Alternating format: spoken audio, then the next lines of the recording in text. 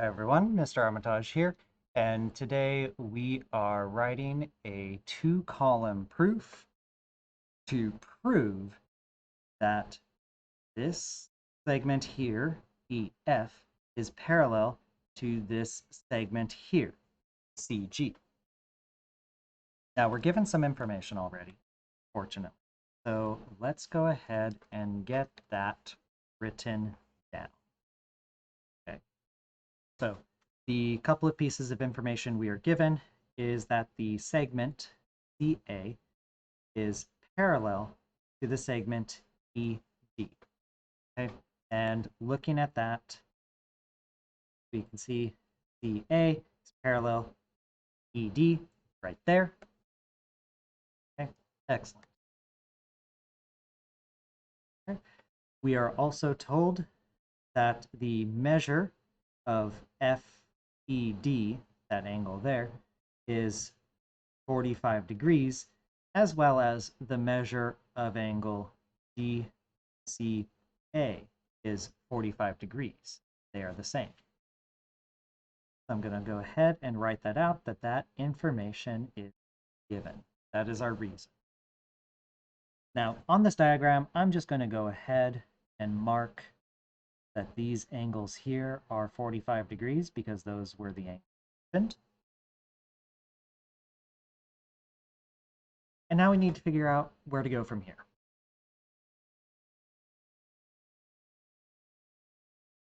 And looking at all of this, there is quite a bit that we have to do where we want to go.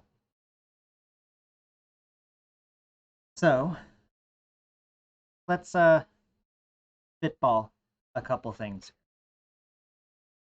Okay. Uh, One thing that we can notice is that this angle right here, ABE, or angle ABE, is going to be supplementary to angle DEB.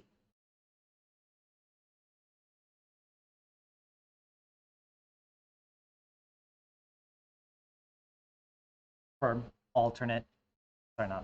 consecutive interior angles.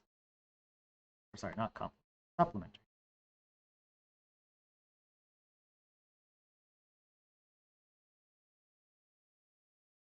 Which, by the way, angle DEB is the same as FED. So why don't we go ahead and call it FED. That is from consecutive interior angles. Specifically, consecutive interior angles theorem. That's less important. Okay. Which means from there, we can then justify the statement that the measure of ABE plus the measure of angle FED is equal to 180 degrees by definition of supplementary angles.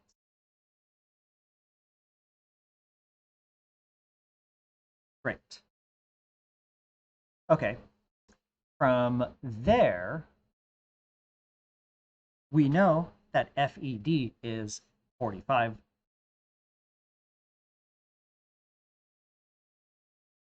So we can substitute 45 degrees for the measure of angle FED instead.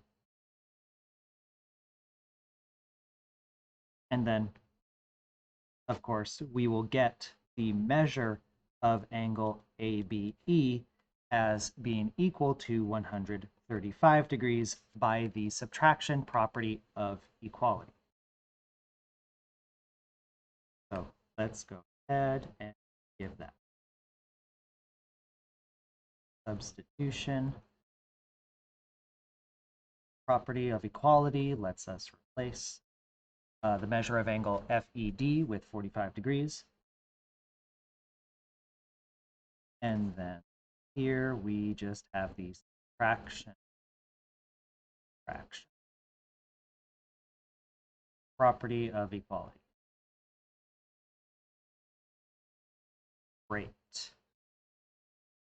That means back on our little diagram here, I'm going to zoom in so I can label it a little bit better. Here we go. This angle here is 135 degrees. Okay.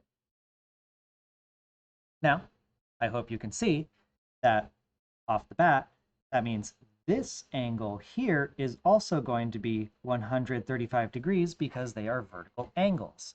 So let's go ahead and get that going. Okay, we'll put that as our for number 6. Measure of angle, that is FBC.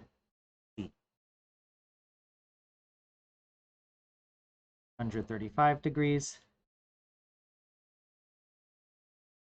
because it is a vertical. So vertical angles are congruent.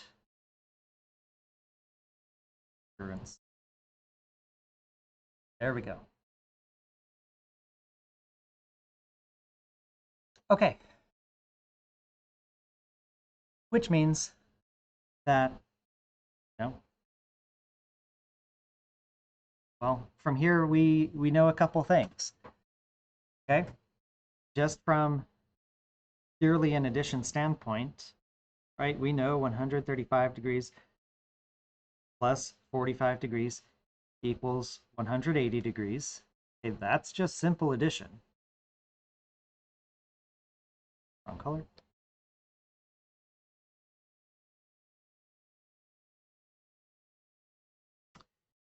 And so from that, we can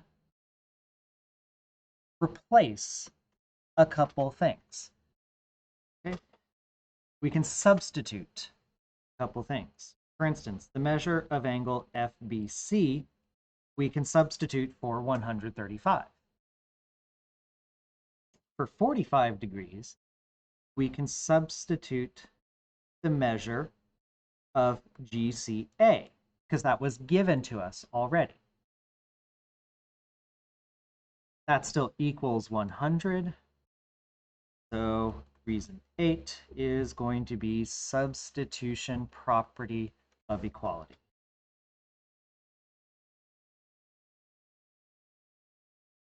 Yes, this is quite an involved proof, and we are going around in a few circles, but we are almost there.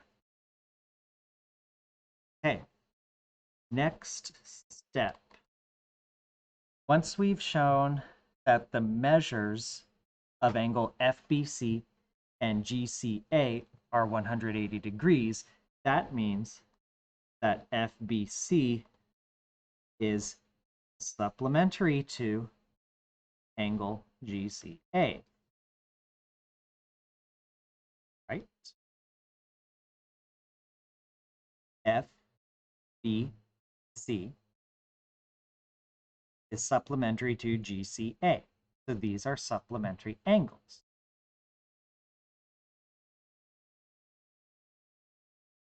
So reason 9, definition of supplementary.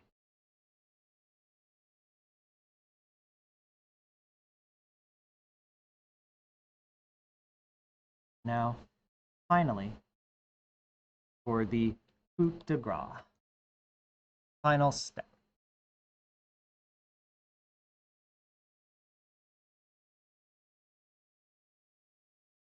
Is that if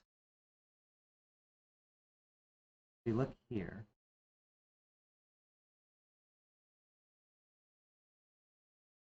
if these are supplementary,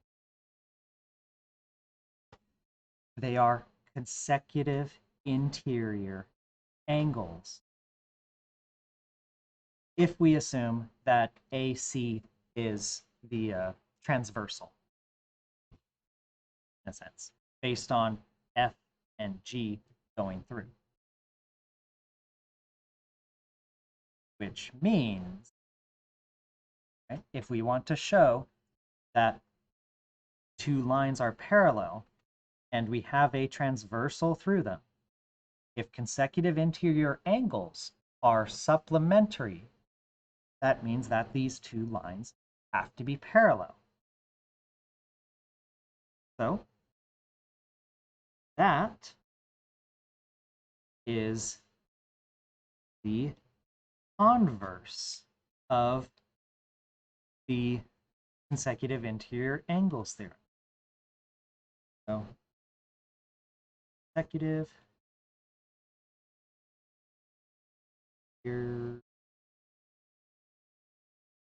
interior angles. Right, we started with the consecutive interior angles theorem to show that from given parallel lines, that certain angles were supplementary. Then we are ending this based on certain angles being supplementary, therefore these two lines are parallel. And that's exactly what we were trying to show. Right there.